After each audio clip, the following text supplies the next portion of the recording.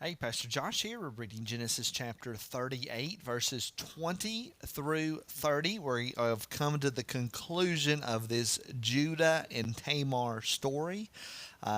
Tamar has tricked Judah, and she has become pregnant by Judah, and now Judah is sending the young goat that she had said would be the price of being with her. And so Judah is getting ready to send the young goat back to her, and that is where we pick up. So he's being faithful to his commitment to say, I'm going to pay you for our time together, which is ironic in the sense of that he has not been faithful to her in saying, I'm going to give you my younger son to marry. So let's jump into the text now. When Judah sent the young goat, again, he is being faithful to this way, but he is being unfaithful in several other different ways. Just the very fact that he was tempted by her in the prostitute garment and went into her and spent the night with her alone is sin in and of itself. The fact that he was deceptive and did not give her his son as he promised.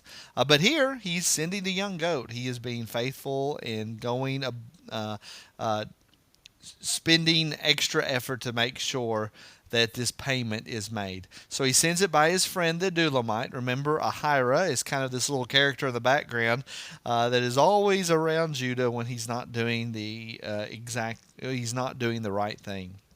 To take back the pledge from the woman's hand. He did not find her, so didn't find her. And he asked the men of this place, where is the cult prostitute who was at Enam at the roadside? I got a young goat for her. Where is she? And notice it's a cult prostitute. So not only would have this been a immoral sexual act, the fact that it says cult in front of it means that the way that she was dressed would have not only made her a prostitute, but would have made her a prostitute with a particular religion of worshiping other gods. So not only do we have the immorality, sexual immorality in this sin, there's also a religious immorality. Judah has really severed himself from the family at this point. He has married a Canaanite. He is adopting Canaanite ways, and then also does not seem to feel like he is at any personal wrong in engaging in this type of worship. So they're asking, where is she at? And they said, no cult prostitute has been here. So he returned to Judah and said, I have not found her. Also, the men of the place said, no cult prostitute has been here. And Judah replied, let her keep the things as her own, or we shall be laughed at. Now, here's another ironic thing. He's actually not concerned about following the Lord and obeying the Lord. He's concerned about whether or not he's going to be laughed at and made fun of. And there's a sin for us all to confess, is that sometimes we do the right thing for the wrong reason.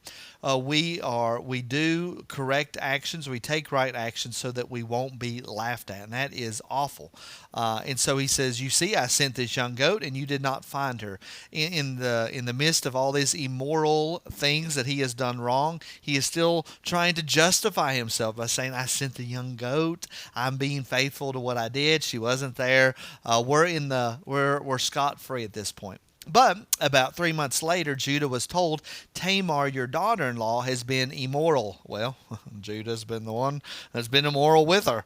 Moreover, she is pregnant by immorality. And here is the righteous judge. Here's what he says. And Judah said, bring her out and let her be burned.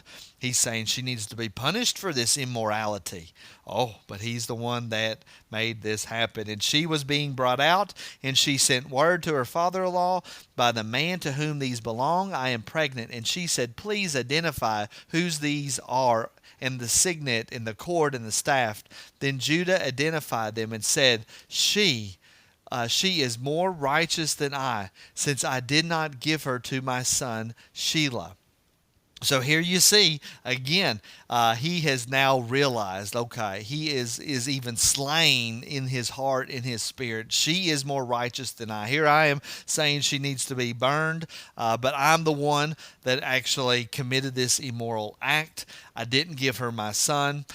She is more righteous than I. Now, hopefully, you don't find yourself in similar situations as this, but we can take some of these principles and apply them to things that we do ourselves. For instance, Jesus says that we need to take out the log that is in our own eye before we try to attempt to remove the speck from our brother's eye. And so oftentimes we judge other people and we think they are doing something wrong, even in relation to ourselves, and we ignore the gross sin that's in our own life. And so we need to make sure that we are tending to ourselves, or tending to our home, or tending to our own heart, making sure we're doing what is right.